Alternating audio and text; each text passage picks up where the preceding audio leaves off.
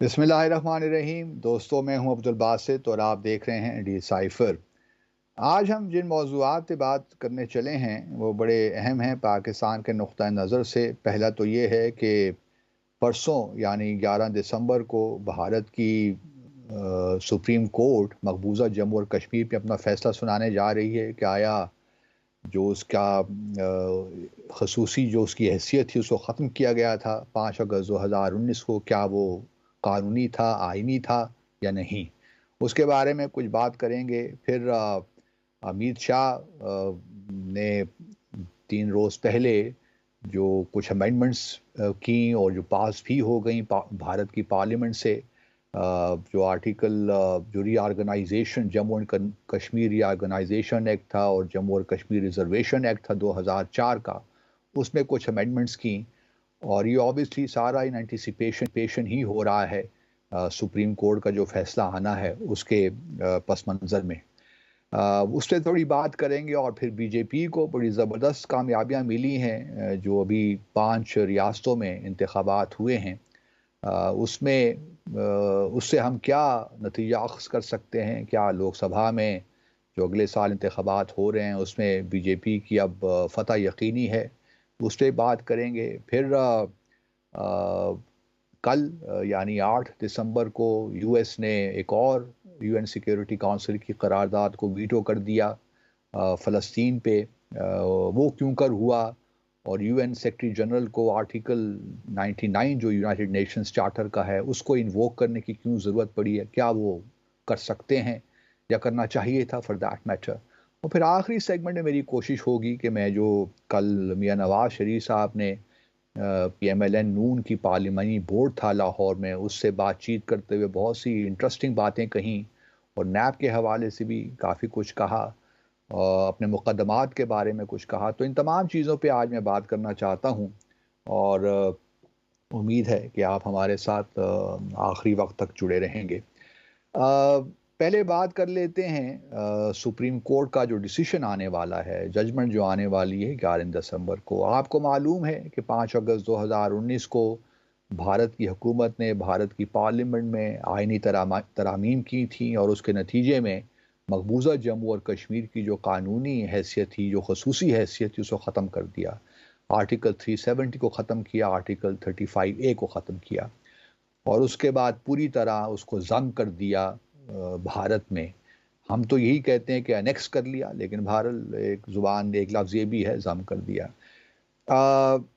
उसको तकरीबन उसको चैलेंज किया गया भारत की सुप्रीम कोर्ट में और 22 से 23 पिटीशंस थीं। और ये भी याद रहे कि भारत की सुप्रीम कोर्ट ने पूरे 4 साल लिए कि उन पे कार्रवाई शुरू करे।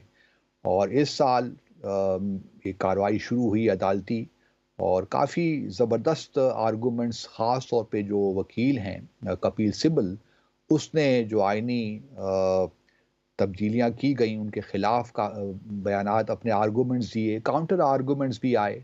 लेकिन ये बात बिल्कुल वाज़ेह है कि जो भारत का आईन है उसकी जो प्रोविज़न है 368 उसके मुताबिक भारत की पार्लियामेंट को ये हक नहीं है कि वो आर्टिकल 370 को तब्दील कर सकती।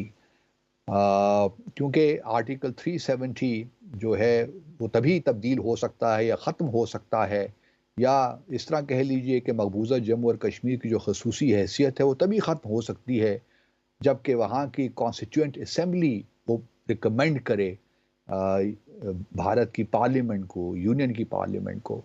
अब चूंकि मकबूजा जम्मू और कश्मीर की कॉन्स्टिट्यूएंट असम्बली है ही नहीं, तो इस वजह से ये भी कहा जा सकता है कि चलिए वहाँ की जो लेजिस्लेटिव असेंबली है मकबूजा जम्मू और कश्मीरी, कम अज़ कम वही रिकमेंड कर देती। तो ऐसा भी नहीं हुआ, क्योंकि जब ये सारी अमेंडमेंट्स हुई तो उस वक्त भारत मकबूजा जम्मू और कश्मीर में प्रेसिडेंशियल रूल था या गवर्नर रूल कह लीजिए आप। तो इस वजह से ये सारी जो मामलात हैं ये बहुत ही पेचीदा कानूनी और आइनी एतबार से हो गए थे। फिर ये भी देखिए कि जो भारत का आइन का आर्टिकल 3 है, वो ये बात तो हमें इजाज़त, भारत को इजाज़त देता है यूनियन को कि वो किसी भी रियासत की असेंबली की रिकमेंडेशन के बाद उस स्टेट को दो हिस्सों में तकसीम करके दो स्टेट्स बना दे, या एक हिस्से को स्टेट बनने दे और किसी एक हिस्से को निकाल कर यूनियन टेरिटरी बना दे। लेकिन ऐसा कभी नहीं हुआ कि किसी स्टेट को दो हिस्सों में तकसीम करके दोनों को यूनियन टेरिटरीज बना दे। तो ये भी उस आर्टिकल के खिलाफ है। तो कपिल सिब्बल ने बड़े ज़बरदस्त आर्गूमेंट्स दिए, लेकिन अगर आप मुझसे पूछिए तो मुझे ज़्यादा उम्मीद नहीं है। मैं क्या तवक्को रख रहा हूँ कि भारत की सुप्रीम कोर्ट का फैसला क्या आएगा। तो तीन चीज़ें हैं। एक तो वो ये कहेंगे कि जी अब चूंकि ये पार्लियामेंट ने कर लिया है, और अगर हम इसको रिवर्स करते हैं, इसको अल्ट्रा वायरस करार देते हैं, इन अमेंडमेंट्स को इनको रिवोक करते हैं, वापस लेते हैं, तो उससे एक नई क्रिटिकल क्राइसिस सिचुएशन पैदा हो जाएगी। तो वो किसी तौर भी मुनासिब नहीं होगा। भारत के जो इंटरेस्ट हैं, पॉलिटिकल इंटरेस्ट हैं या सॉवरेंटी के इश्यूज हैं, उससे मुताबिकत नहीं रखेंगे। तो इसलिए बेहतर है कि अब इसको हम जो है रहने दें, एक लार्जर रियासत के इंटरेस्ट को सामने रखते हुए। एक तो सुप्रीम कोर्ट, जो मेरी असेसमेंट है और जो मेरा ख्याल है, जो आर्गूमेंट्स मैंने सुने और जो जिस तरह चीफ जस्टिस जो भारत के हैं सुप्रीम कोर्ट के, उन्होंने जो सवालात किए, जो ऑब्जर्वेशंस दी, और बाकी जो जस्टिसेस हैं उन्होंने भी जब ये सारी कार्रवाई हो रही थी तो उन्होंने जो आर्गूमेंट्स दिए, जो ऑब्जर्वेशंस दिए, जो रिमार्क्स दिए, तो उससे मुझे यही अंदाज़ा होता है कि भारत की सुप्रीम कोर्ट इसके बारे में ये इनको रिटेन करेगी और इसके बारे में ये नहीं कहेगी कि ये आइन की जो शिक़ें हैं उनके उनके खिलाफ हैं ये अमेंडमेंट्स। लेकिन साथ साथ एक और पहलू भी है, वो इसको ऑब्वियसली थोड़ा सा सॉफन भी करेंगे, इस लिहाज से कि वो कहेंगे कि जी फौरी तौर पे या कोई टाइम लाइन दीजिए, हुकूमत टाइम लाइन दे के वो जम्मू और कश्मीर जो इस वक्त यूनियन टेरिटरी है उसको स्टेट हुड का दर्जा कब देगी या उसको स्टेट कब बनाएगी, क्योंकि ये कानून आइन के खिलाफ है, आर्टिकल 3 के खिलाफ है। आर्टिकल 368 को वो रखेगी कि पार्लियामेंट का ये हक था कि वो ये आइनी तब्दीलियां करती, लेकिन वो आर्टिकल 3 को ज़्यादा उस पर एम्फेसिस होगा कि आर्टिकल 3 के तहत पार्लियामेंट को ये नहीं था प्रेरोगेटिव उनका कि वो किसी स्टेट को दो यूनियन टेरिटरीज में तकसीम कर देती। तो वो ये कहेंगे, पार्लियामेंट, ये सुप्रीम कोर्ट ये कहेगी कि आप जो मकबूजा जम्मू और कश्मीर का जो स्टेटस है स्टेट हुड का, उसको बहाल करें।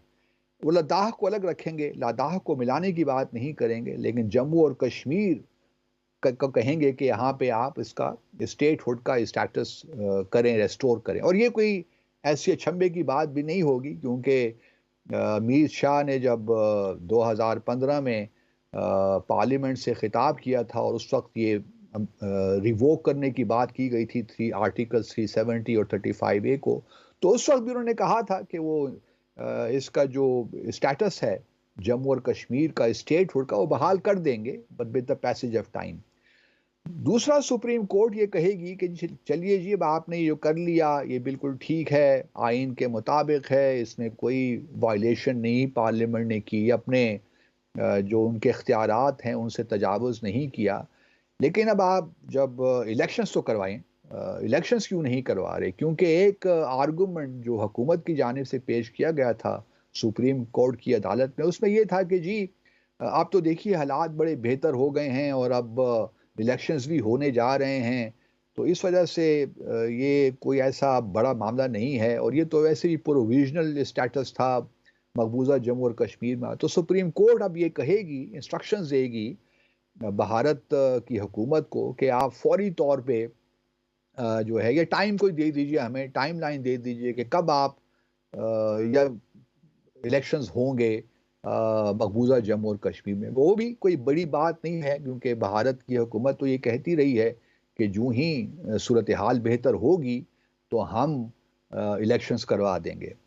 अब ये इलेक्शंस भी स्टेट हुड भी मिल जाएगा और इलेक्शंस भी हो जाएंगे, तो इससे मैं समझता हूँ कि यही सुप्रीम कोर्ट की जजमेंट आएगी। और ये भी बड़ी इंटरेस्टिंग बात है नाज़रीन के 4 अप्रैल 2018 में इसी सुप्रीम कोर्ट ने ये रूलिंग दी थी कि जो मकबूजा जम्मू और कश्मीर की खसूसी हैसियत है वो मुस्तकिल है, आर्टिकल 370 अब आइन का, भारत के आइन का एक मुस्तकिल हिस्सा है। ना उसको तब्दील किया जा सकता है, ना उसको आइन से निकाला जा सकता है। अब देखना ये भी है कि भारत की सुप्रीम कोर्ट क्या अपने उस फैसले को बरकरार रखती है। लेकिन मेरा अपना, जिस तरह मैंने पहले कहा, ख्याल यही है कि भारत इन अमेंडमेंट्स को अब छेड़ेगी नहीं सिर्फ, लेकिन ये हिदायत ज़रूर देगी हुकूमत को, न्यू दिल्ली को, कि आप मकबूजा जम्मू और कश्मीर का स्टेटस जो है वो उसको स्टेट बनाइए यूनियन टेरिटरी से, और वहाँ पे फौरी तौर पे इंतखाबात करवाइए। अब इसी एंटिसिपेशन में, क्योंकि यही होना है, अगर ये ना हुआ तो I will be pleasantly surprised अगर भारत की सुप्रीम कोर्ट ने कोई और डिसीजन दे दिया कि नहीं जी, ये सारी कॉन्स्टिट्यूशनल अमेंडमेंट्स गलत थी जो 5 अगस्त 2019 को की, तो मेरे लिए एक बहुत बड़ा प्लेजेंट शॉक होगा। क्योंकि हम जानते हैं कि इंडियन सुप्रीम कोर्ट भी बड़ी पॉलिटिसाइज्ड हो गई है, और उसको इतना वक्त लगा, 4 साल का अरसा, कि वो जो पिटीशंस उसके पास आई उनको सुने। तो इससे ही जाहिर होता है कि भारत की सुप्रीम कोर्ट का रुझान कहाँ पे है और क्या है। तो इसलिए मुझे कोई उम्मीद नहीं है, लेकिन अगर सुप्रीम कोर्ट बिल्कुल एक कानूनी और आईनी एतबार से चीज़ों को देखे और फिर फैसला करे, तो ये मेरे लिए एक बड़ी इंटरेस्टिंग और दिलचस्प बात होगी। दूसरी तरफ अब चूंकि भारत की सुप्रीम कोर्ट का फैसला आने वाला है, तो भारतीय जनता पार्टी ने, या इस वक्त आप कह लीजिए कि मोदी सरकार ने मज़ीद अमेंडमेंट्स की हैं। एक तो जो 2019 का जम्मू और कश्मीर रीऑर्गेनाइजेशन एक्ट था उसके तहत, और फिर जो 2004 का जम्मू और कश्मीर रिजर्वेशन एक्ट है उसमें कुछ तब्दीलियां की हैं। और उन तब्दीलियों की, वो तब्दीलियां हो गई हैं, वो पार्लियामेंट ने उसको पास कर दिया है अमेंडमेंट्स को। तो उन तब्दीलियों की जो है नतीजे में ये होगा कि जो जम्मू की जो सीटें हैं असेंबली में, लोकल असेंबली में, उनकी तादाद 37 से बढ़ाकर 43 कर दी गई है। तो ये भी देखिए, क्योंकि जम्मू रीजन को थोड़ा सा एक ज़्यादा बेहतर मुकाम, हालांकि इस वक्त भी अगर आप देखिए जो जो पॉपुलेशन का जो तनासब है वो जम्मू और कश्मीर वैली का बिल्कुल तकरीबन 54 से 58% जो कश्मीर, जम्मू और कश्मीर, मकबूजा जम्मू और कश्मीर की जो पॉपुलेशन है वो कश्मीर वैली में है।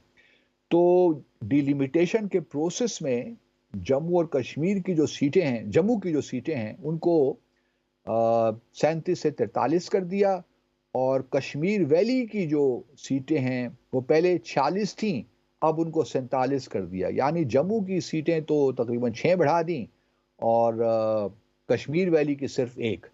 दूसरी तरफ एक और काम भी ज़बरदस्त किया।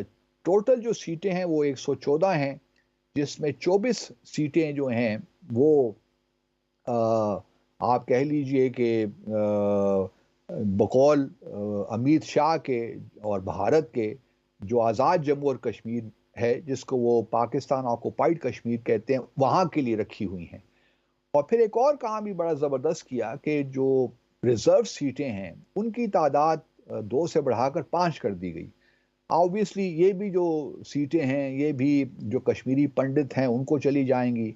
तो क्वेश्चन यही है और ख्याल यही है कि जब भी इंतखाबात भारत जनता पार्टी या मकबूजा जम्मू और कश्मीर में होंगे, तो भारतीय जनता पार्टी ने अपनी पोजीशन को एंटिसिपेट किया है कि वो कहाँ कहाँ से सीटें ले सकती है। और उनका ख्याल यही है कि वहाँ पे अगर भारत को मेजॉरिटी, भारतीय जनता पार्टी को या उसकी जो एफिलिएटेड पार्टीज़ हैं उनको वहाँ पे अक्सरियत मिल जाती है, तो फिर जो पार्लियामेंट ने जो भी तब्दीलियां की हैं आइन में, उनसे वहाँ एंडोर्समेंट भी ले लेंगे। अगर सुप्रीम कोर्ट ने उनको अल्ट्रा वाइड्स करार दे दिया, वो तो होना नहीं है, लेकिन फिर भी एक आप समझें कि परफंक्ट्री कार्रवाई करनी है उन्होंने, और वही होगा कि जम्मू और कश्मीर, मकबूजा जम्मू और कश्मीर की जब असेंबली इलेक्ट हो जाएगी, तो वो फिर जो अमेंडमेंट्स भारत की पार्लियामेंट ने की हैं उनको वो अप्रूव कर देगी। लेकिन इसके साथ साथ अमित शाह ने दोबारा वही राग अलापा कि जी आज़ाद जम्मू और कश्मीर और ये सारे भारत का ही हिस्सा हैं और ये हमने वापस लेने हैं। इससे पहले भी बहुत से बयानात आते रहे और राजनाथ सिंह ने भी इस किस्म के बयानात दिए और ये उनका एक मंत्रा है और कि जी ये सारा जम्मू और कश्मीर की स्टेट का हिस्सा हैं ये सारे इलाके, तो यही पाकिस्तान को वापस करने पड़ेंगे। तो ये तो चले एक अलग कहानी है, लेकिन ये अब परसों देखते हैं पीर के दिन के क्या सुप्रीम कोर्ट की अदालत, जो अदालत है भारत की, वो क्या फैसला देती है।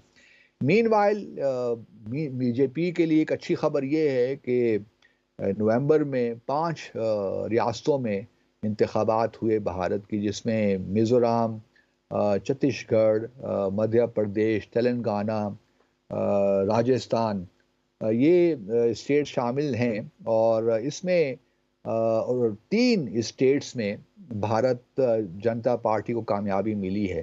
गो के लोगों का ख्याल ये था कि राहुल गांधी साहब चूंकि बड़े एक्टिव हुए हुए थे पिछले 1-2 सालों से और उनकी भारत जोड़ो यात्रा भी बड़ी कामयाब हुई, जो कि पिछले साल सितंबर में शुरू हुई 2022 में और फिर 2023 में ख़त्म हुई।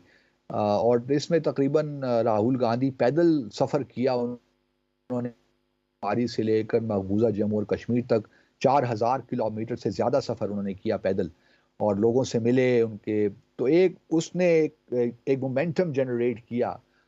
लोगों का ख्याल यही था कि शायद कांग्रेस पार्टी को कम से कम राजस्थान में और मध्य प्रदेश में कामयाबी मिले, क्योंकि राजस्थान में इस वक्त भी कांग्रेस की हुकूमत ही थी।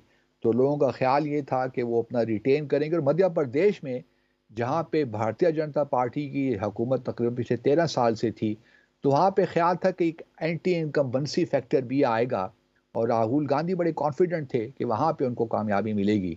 लेकिन ऐसा नहीं हुआ। मध्य प्रदेश में भारतीय बीजेपी ने अपनी हुकूमत वहाँ पे रिटेन की है और फिर राजस्थान में भी उन्होंने कांग्रेस से हुकूमत अब ले ली है, वहाँ भी उनको कामयाबी मिली है। इसी तरह छत्तीसगढ़ में भी ये भी एक बिल्कुल अनएक्सपेक्टेड था, बीजेपी को वहाँ भी कामयाबी मिली। अलबत्ता तेलंगाना में कांग्रेस पार्टी को कामयाबी मिली है। पहले एक लोकल रीजनल पार्टी थी, लेकिन अब तेलंगाना में कम से कम जो है कांग्रेस अपनी वहाँ पे हुकूमत बनाएगी। एक और मिज़ोरम में ज़ोराम एक पार्टी है, वहाँ पे उनको कामयाबी मिली है, रीजनल पार्टी है, तो वहाँ पे वही हुकूमत बनाएंगे। पहले भी उन्हीं की हुकूमत थी। अब इन इंतखाबात से बिल्कुल वाज़ेह हो गया है कि जो हिंदी बेल्ट है नॉर्थ वेस्ट में, वो उसमें अभी तक बीजेपी की पॉपुलैरिटी है और प्राइम मिनिस्टर मोदी अभी तक पॉपुलर हैं। कुछ लोगों का ख्याल था कि भाई अब 2 टर्म्स तो ले ली प्राइम मिनिस्टर मोदी ने और जो भारत के हालात रहे, तो उससे अब ये शायद पता चलता है कि बीजेपी अपनी जो पॉपुलैरिटी है, जो 2014 में एक वेव चली थी या 2019 में जो मोदी वेव एक लहर चली थी, वो अब ख़त्म हो गई है, उसका जोर टूट गया है। लेकिन इन इंतखाबात ने ये वाज़े किया है कि चलें साउथ में तो बीजेपी ने उस तरह अपना मुकाम नहीं बनाया। मिसाल के तौर पर तेलंगाना में सिर्फ भारत बीजेपी 8 सीटें ले सकी।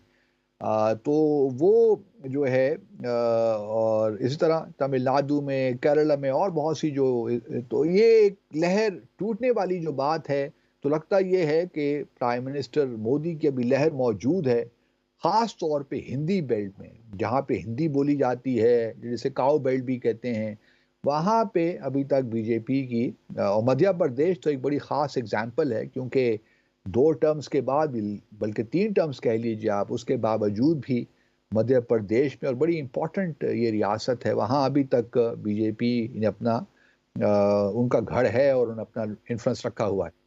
लेकिन ये बात ज़रूर याद रहे कि जो कांग्रेस पार्टी है वो कि सीटें वह उनको कम मिली हैं और ये इस निज़ाम की खराबी है। हमारे मुल्क में भी यही निज़ाम है।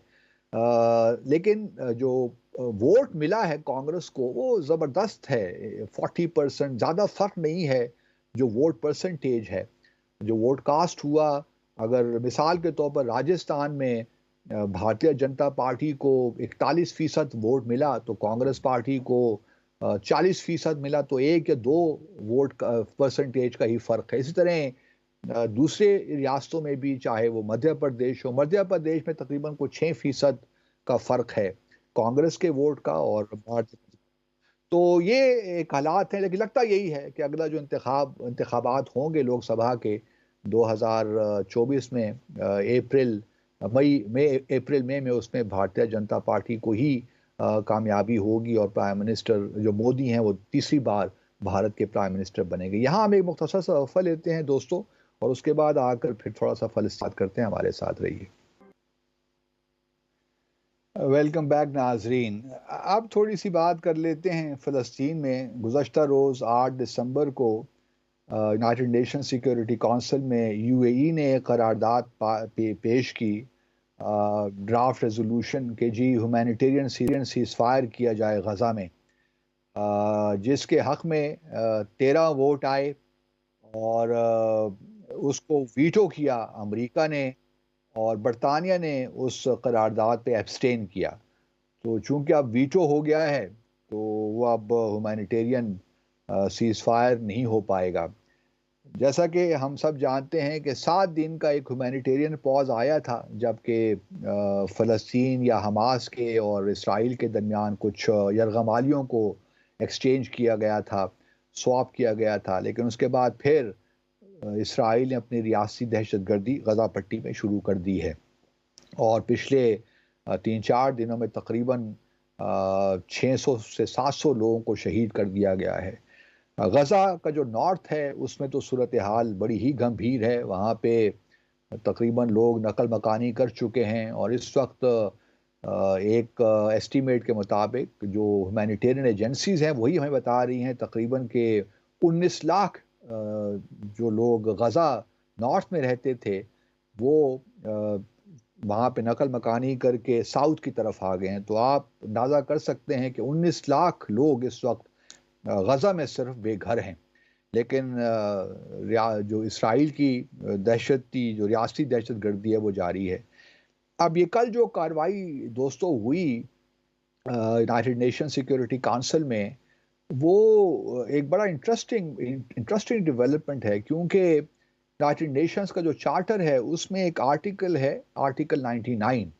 उसके तहत जो यूएन का सेक्रेटरी जनरल है उसकी ये जिम्मेदारी बनती है कि वो अगर समझे कि कोई ऐसी सिचुएशन डेवलप हो रही है जो कि दुनिया के अमन के लिए ख़तरा है, तो वो अपने तौर पे उस सूरत हाल को या उस सिचुएशन को यूएन सिक्योरिटी के सामने, कौंसिल के सामने पेश करे और उनसे ये उनको अर्ज करे कि इस पे कोई वो एक्शन लें।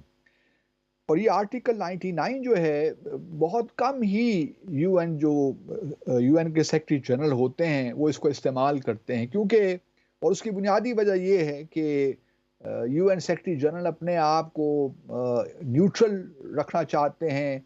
वो कोई ऐसी पोजीशन नहीं लेना चाहते जिससे ये मालूम हो कि जी ये किसी एक पार्टी की साइड ले रहे हैं। तो इसलिए आर्टिकल 99 जहाँ तक मुझे याद पड़ता है, मैंने पढ़ा है 6 से 7 दफ़ा ही इस्तेमाल हुआ है, बल्कि इससे पहले 6 दफ़ा इस्तेमाल हुआ है आप कह सकते हैं। और आखिरी बार किसी भी यूएन सेक्रेटरी जनरल ने इसको इन्वोक किया वो 1989 में था, जब लेबनान में सिचुएशन ख़राब हुई थी। तो आज 89 के बाद 2023 में यूएन के सेक्रेटरी जनरल जो इस वक्त फ़लस्तीन में सूरत हाल है और जो इसराइल जो इस वक्त कर रहा है उसको पेश नज़र रखते हुए उन्होंने इसको इन्वोक किया, और फिर उन्होंने जो यूएन सिक्योरिटी काउंसिल के प्रेसिडेंट को उनको ख़त लिखा और बड़े तफसील से उन्होंने बताया कि क्या इस वक्त गज़ा में क्या सूरत हाल है, क्योंकि इससे पहले इतनी सीरियस सिचुएशन डेवलप नहीं हुई। एक तो ह्यूमैनिटेरियन एस्पेक्ट है उसका,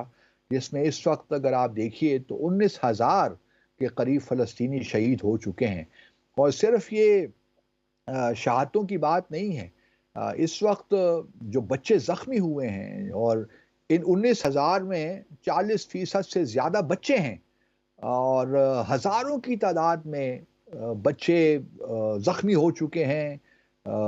ख़वातीन ज़ख्मी हो चुकी हैं और जितनी तबाही मची है उसका आप अंदाज़ा भी नहीं कर सकते। लेकिन अमेरिका ने इसको वीटो कर दिया, इस ड्राफ्ट रेज़ोल्यूशन को, और कल जो वहाँ पे डेप्यूटी एम्बेसडर थे अमेरिका के, उन्होंने अपने तकरीर में यूएन सिक्योरिटी काउंसिल में बड़े ही भोंडे अंदाज से और शेमलेसली कहा कि ये हमारे लोग मर रहे हैं। मतलब ये है कि ये उन्होंने यही नहीं कहा कि इसराइल को परेशानी है या इसराइल के लोग मर रहे हैं, उन्होंने ये कहा कि हमारी जंग है। इस तरह उन्होंने पेश किया कि ये अमेरिका की जंग है। तो अमेरिका और इसराइल इस वक्त उनका गठजोड़ है। वो यही चाहते हैं कि हमास को पूरी तरह और मुकम्मल तौर पे तबाह ख़त्म कर दिया जाए। और अगर वो ये कह रहे हैं कि जी हमास वहाँ आम शहरियों को शील्ड बना रहा है, ह्यूमन शील्ड, लेकिन उसके बावजूद भी हमने हमास को ख़त्म करना है, तो हमें कोई ज़रा समझा दे किस तरह ख़त्म हो सकता है। ये तो जो जेनीवा कन्वेंशंस हैं, जो इंटरनेशनल ह्यूमैनिटेरियन लॉ है, उनकी इतनी संगीन खिलाफ वर्जी है कि किसी तौर भी इसको इजाज़त नहीं दी जा सकती। लेकिन क्या किया जाए कि इसराइल के पीछे अमेरिका खड़ा है और अमेरिका अभी तक उसको मिलिट्री असिस्टेंस भी दे रहा है, बल्कि $4 बिलियन की मिलिट्री असिस्टेंस तो हर साल मिलती ही रही है इसराइल को। और अब प्रेसिडेंट बाइडन ने मजीद इमदाद मांगी है तकरीबन $14 बिलियन की कांग्रेस से। तो आप इससे अंदाज़ा लगा सकते हैं कि अमेरिका का क्या रवैया है। और फिर ये बात भी बड़ी ज़बरदस्त है कि एक तरफ तो जी अमेरिका कहता है कि हम बिल्कुल इसराइल से ये इत्तेफाक करते हैं कि हमास को ख़त्म करना चाहिए, क्योंकि अगर हमास को ख़त्म ना किया गया तो ये मामला दोबारा भी होंगे। लेकिन दूसरी तरफ ये भी कहते हैं कि जी हम बड़ा ख्याल है हमें ह्यूमैनिटेरियन का मसाइल का, और जो सिविलियन पॉपुलेशन वहाँ पे जिन मुश्किलात का है। तो ये समझ नहीं आती कि अमेरिका किसको बेवकूफ़ बनाने की कोशिश कर रहा है। वो अगर इसराइल के ऑब्जेक्टिव से इत्तेफाक करता है तो फिर ह्यूमैनिटेरियन इश्यूज़ क्या और इंसानी हकूक़ क्या।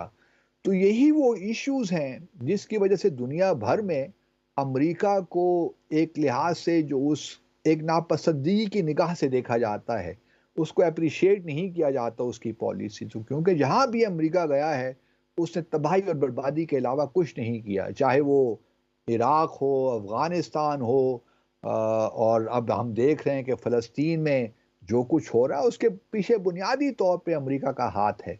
इस वजह से हमें कोई ज़्यादा उम्मीद नहीं रखनी चाहिए। और फिर देखा-देखी ये भी है कि बाकी भी जो अरब दुनिया भी है और मुसलमान दुनिया भी है, वो भी कोई इतना ज़्यादा सपोर्ट नहीं कर रहे।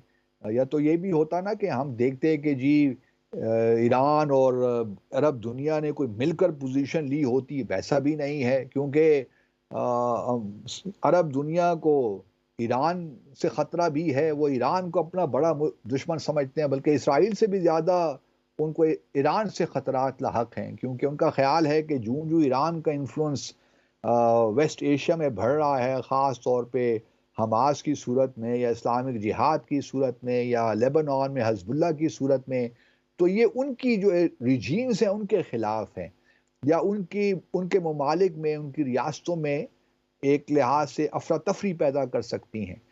तो ये मामलात यहाँ पे आके रुक जाते हैं। अब फ़लस्तीन, उनको मैं ख़िराज तहसीन ही पेश कर सकता हूँ, जिस तरीके से वो शहादतें दे रहे हैं और उनके जज़्बे अभी भी जवान हैं, ये बड़ी इम्पोर्टेंट बात है। और हमास को आप जो कुछ भी कह लीजिए, लेकिन वो डटे हुए हैं। उन्होंने इस बात का तहैया कर रखा है कि वो अपनी आज़ादी लेकर रहेंगे, नो मैटर व्हाट, कुछ भी हो जाए। और ये भी बड़ी इंटरेस्टिंग बात है कि पिछले 2 माह से अब इसराइली अपनी कार्रवाइयाँ कर रहे हैं। अगर आप देखिए, तो क्या आप ये कोई कह सकता है कि इसराइल को कामयाबियाँ मिली हैं? एक एस्टीमेट ये भी लगाया जा रहा है कि 30,000 के करीब हमास के जो लोग हैं, मिलिटेंट्स हैं, जो या रेजिस्टेंस मूवमेंट से एफिलिएटेड हैं, और अभी तक बकौल इसराइल के उन्होंने 5,000 के करीब मिलिटेंट्स को शहीद कर दिया है। ये इसराइल के एस्टीमेट्स हैं।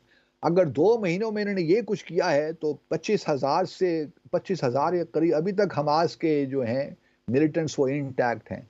तो अभी और कितने फ़लस्तीनियों को वो शहीद करेंगे इस हिसाब से तो तकरीबन 2 लाख फ़लस्तीनियों को उनको शहीद करना पड़ेगा अगर वो हमास को ख़त्म करना चाहते हैं। तो ये कोई it makes no sense. Question यही है कि क्या इसराइल इस खत्ते में अमन चाहता है? अब लगता नहीं है कि इसराइल टू स्टेट सोल्यूशन की तरफ भी आ रहा है। एक 1948 में इसराइल को फ़लस्तीन के पूरे इलाके में सिर्फ 5% रियासत दी गई थी। फिर 1967 की वॉर के बाद उसने मज़ीद इलाके कब्ज़ा कर लिए, उसमें सनाई, गोलान हाइट्स, वेस्ट बैंक, ये तमाम इलाके कब्ज़ा कर लिए, गज़ा वगैरह सारे। और अब वो 22% इलाके भी देने को तैयार नहीं है फ़लस्तीनियों को कि वह वहाँ पे अपनी रियासत कायम कर सकें। तो ये रवैया है और उसकी बुनियादी बुनियादी वजह यही है कि अमेरिका इसराइल के पीछे खड़ा है। अब ये मामला कहाँ जाके ख़त्म होंगे, क्योंकि इसराइल का ये कहना है कि जी हमास फौरी तौर पे जो इसराइली कैदी हैं उनको रिहा करे, और चूँकि हमास ने रिफ्यूज़ कर दिया है कि वो जो कुछ ख़वातीन रहती हैं या कुछ एल्डरली लोग रहते हैं उनको रिहा नहीं करेगा, तो इस वजह से हमने दोबारा ये बमबारी शुरू की है, एयर स्ट्राइक्स, इवन साउथ गज़ा में भी। लेकिन हमास ऑब्वियसली वो भी कैलकुलेट कर रहे हैं कि किस तरह आगे बढ़ा जाए, और हमास ने तो जब 7 अक्टूबर को एक्शन लिया तो उन्होंने कैलकुलेट किया होगा कि इसराइल की जानिब से बड़ा सख्त रिएक्शन आएगा, तो वो तो इसके लिए जहनी तौर पे प्रिपेयर्ड थे, और फ़लस्तीनी भी जहनी तौर पे प्रिपेयर्ड हैं कि उन्होंने कुर्बानियाँ देनी हैं। क्योंकि अगर इस वक्त उन्होंने गज़ा पट्टी को छोड़ दिया, नकल मकानी कर ली उन्होंने इजिप्ट की जानिब, या अगर उनको इजाज़त दी गई कि तुर्किया चले जाएं, तो वो ऐसा करेंगे नहीं, क्योंकि वो दोबारा नकबा वाली सूरत हाल नहीं है कि अगर उस ज़माने में 6 से 8 लाख फ़लस्तीनियों को उन्होंने माइग्रेट कर लिया था, वहाँ अपनी ज़मीनों से निकल गए थे, तो वो उसको दोहराना नहीं चाहते। क्योंकि अगर ये इलाके भी फ़लस्तीनियों ने खाली कर दिए, फिर तो इसराइल को पूरा मौका मिल जाएगा, पूरी ज़मीन ही कब्ज़ा कर लेंगे, तो फिर तो उनको कभी भी अपनी रियासत नहीं मिल पाएगी। तो एक बड़ी गंभीर सी सिचुएशन है। कुछ लोग ये भी सवालात उठा रहे हैं कि पाकिस्तान का इसमें क्या रोल है? हमारी बदकिस्मती इस वक़्त ये है कि एक तो हमारे यहाँ जो इंटरिम सेटअप है, अबूरी हुकूमत है, केयर टेकर सेटअप है, तो इस वक़्त वो हालात ही नहीं हैं, और पाकिस्तान इस वक़्त अपने इतने अंदरूनी मामलात में घिरा हुआ है, ख़ास तौर पे जो हमारी सियासी सूरत हाल है और जो हमारी मुआशी सूरत हाल है, उसकी भी एक वजह है कि हम बिल्कुल एक कोई ख़ास जो हमारा किरदार होना चाहिए तो हम अदा नहीं कर पाए। कहीं हमें सफारतकारी नज़र भी नहीं आती, और हो भी नहीं सकती। सच्ची बात ये है कि अबूरी हुकूमत का अपना एक मिज़ाज होता है, और वो फ़ॉरेन पॉलिसी के मैदान में कुछ ज़्यादा इतना वो दिखा नहीं सकते, जो और फिर लोग भी सीरियसली नहीं लेते। दुनिया भर में भी अब हमारे अबूरी वज़ीर-ए-आज़म को या अबूरी वज़ीर ख़ारजा को कौन सीरियसली लेगा? सच्ची बात तो यही है। तो इसलिए मैं तो हमेशा से यही कहता रहा हूँ कि इस अबूरी हुकूमत को जो सेटअप है या जो प्रोविज़न, इससे भी हमें जान छुड़ानी चाहिए, क्योंकि दुनिया भर में बहुत और ये फिर ये बुरी हुकूमत का चूँकि टेन्योर भी, टर्म भी बड़ी हो गई है, या तो 60 दिन की होती है, 90 दिन की होती है, उससे भी ज़्यादा हो गया है मामला। तो इस वजह से हमारा पाकिस्तान वो किरदार अपना अदा नहीं कर सका जो उसे करना चाहिए था, और फिर एक लिहाज से शुरू-शुरू में हमने बड़ी सॉफ्ट स्टेटमेंट्स भी इश्यू की। वो भी बहुत ही हमारी बदनसीबी है कि हम मामलात को सही पर्सपेक्टिव में रखने देने की सलाहियत ही हमने अब खो दी है। तो ये मामला अब जो है क्या रुख इख्तियार करता है, 2 महीने हो गए हैं, इससे पहले भी होते रहे हैं, 2009 में भी, 2014 में भी, 2020 में भी, 21 में भी इसराइली अटैक करता रहा है गज़ा पट्टी में, वो कि ब्लॉकेड तो पिछले 16 साल से जारी है। लेकिन उस वक़्त एक लिहाज से आप कह लीजिए कि जो रेशो थी इसराइली और गज़ा में हमास की जो हलाकतों की, वो तकरीबन बराबर ही थी। लेकिन इस वक़्त तो जो है अगर 1200 लोगों को इस हमास ने कत्ल किया है, लेकिन दूसरी तरफ अगर देखिए तो फ़लस्तीनियों की जो शहादतें हुई हैं 19,000, उसमें एक लिहाज से बहुत डिस्प्रोपोर्शनेट शहादतें हुई हैं फ़लस्तीन में। अब तो क्वेश्चन अब यही है कि मामला कहाँ पे जाके रुकेगा, क्योंकि हमास की एक बड़ी क्लियर पॉलिसी है कि जब तक वो इसराइल की बड़ी क्लियर पॉलिसी है कि जब तक वो हमास को ख़त्म नहीं करेंगे, कम अज़ कम उसको मिलिट्री जो कैपेबिलिटीज़ हैं उस वक्त तक वो ये अपने ऑपरेशंस जारी रखेंगे। तो मज़ीद शहादतें होंगी फ़लस्तीन में। और ये भी है कि अब इसराइल ने बड़े वाज़ेह तौर पे इंडिकेट कर ही दिया है कि टू स्टेट सॉल्यूशन को भी भूल जाइए। अब देखना, असल बुनियादी देखना यही है कि जो अरब दुनिया है वो किस तरह रिएक्ट करती है। आया अभी तक किसी भी अरब स्टेट ने अपने सफारती ताल्लुकात मुकम्मल तौर पे ख़त्म नहीं किए इसराइल के साथ, और तुर्की ने भी नहीं किया। सच्ची बात तो ये है, उनका कहना ये है कि जी एक लाइन ऑफ कम्युनिकेशन ओपन रखनी चाहिए इसराइल का। बाबा छोड़िए लाइन ऑफ कम्युनिकेशन को, आप प्रेशर बिल्ड कीजिए। लेकिन चूंकि उनके भी इंटरेस्ट एक लिहाज से यही हैं कि ईरान का इन्फ्लुएंस ख़त्म हो, जैसा मैंने पहले जिक्र किया, तो वो भी इतना उसको उस तरह सीरियसली नहीं देख रहे। वो भी कहते हैं कि फ़लस्तीन का मामला अब जैसे तैसे ख़त्म भी हो, ताकि उनकी जो अपनी रिजीम्स हैं, अथॉरिटेरियन रिजीम्स, वो बच जाएं, वहाँ पे जो शहनशाहियत है, वो बादशाहत हैं, वो बच जाएं। तो हर मुल्क अपने अपने हिसाब से चीज़ों को देख रहा है। तो फ़लस्तीन का मामला मज़ीद गंभीर हो गया है। लेकिन जब मैं कहता रहता हूँ कि आज़ादी की जो जद्दोजहद है वो कहीं भी हो, उसमें अप्स एंड डाउन्स आते रहते हैं, लेकिन आप उनको मुकम्मल तौर पे ख़त्म नहीं कर सकते। और ख़ास तौर पे ऐसी जद्दोजहद और ऐसी आज़ादी की जद्दोजहद जिसमें इतनी ज़्यादा कुर्बानियाँ दी हों, वो तो कभी हो ही नहीं सकता। आप बेशक फ़लस्तीनी बच्चों को मार दें, शहीद कर देंगे, अगली जो नस्ल आएगी उसके जहन में तो यही है कि उन्होंने इसराइल के ख़िलाफ़ अपना जो है इंतकाम लेना है और उससे आज़ादी लेनी है।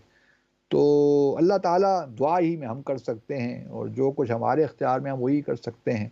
तो बहरहाल अल्लाह खैर करे। आने वाले दिन कोई इतने अच्छे नहीं लग रहे फ़लस्तीनियों के कॉन्टेक्स्ट में। एक मुख्तसर सा वक़फ़ा लेते हैं नाज़रीन, आकर थोड़ा सा फिर जो हमारी अंदरूनी सियासत है उस पे बात करते हैं, और नैब के हवाले से कुछ मैं बात करना चाहता हूँ। हमारे साथ रहिए। जी दोस्तों, वेलकम बैक। इंतखाबात को अब 61 रोज़ रह गए हैं, और इलेक्शन कमिश्नर जो है उसको 54 दिन पहले पूरा एक शेड्यूल देना है, इलेक्शन शेड्यूल। तो अब चूंकि 61 दिन रह गए हैं और अब 6-7 दिन की बात ही है, तो एक हफ्ते के अंदर उम्मीद है कि इलेक्शन कमीशन इंतखाबी शेड्यूल दे देगा। कल मियां नवाज शरीफ साहब ने पार्लिमानी बोर्ड से वहाँ अपने बातचीत की, उनसे तकरीर भी की, और बहुत से टेलीविज़न चैनल्स ने उनको लाइव भी दिखाया।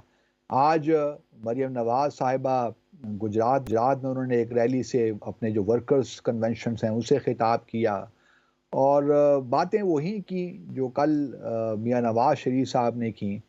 मियां नवाज शरीफ साहब का गिला ये है कि जी सियासत को या हुकूमतों को चलने नहीं दिया जाता, और उनके ख़्याल में उनके ख़िलाफ़ जो भी केसेस बनाए गए थे वो सारे जाली केसेस थे, और ये अब नहीं होना चाहिए।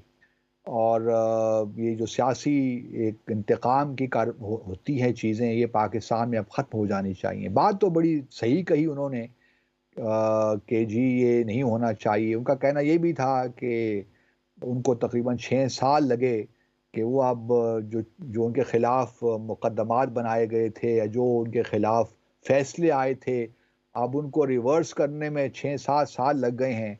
तो ये जो वक़्त ज़ाय हुआ है रियासत का, क्योंकि उन्होंने 2013 से लेकर 2017 तक, वो शायद खाकान अब्बासी का जो टाइम पीरियड उसको इंक्लूड नहीं करते, क्योंकि 2017 में अगस्त में शाहिद खाकान अब्बासी आ गए थे, और फिर 2018 तक वो रहेंगे। लेकिन वो सिर्फ अपना जो टाइम पीरियड है उसको काउंट करते हैं 2013 से लेकर 2017 तक, कि उस ज़माने में बड़ी ज़बरदस्त तरक्की हुई और बहुत मामलात आगे चल रहे थे। हमने लोड शेडिंग ख़त्म की, हमने पाकिस्तान की इकॉनमी को बड़ा ज़बरदस्त तरीके से आगे चलाया।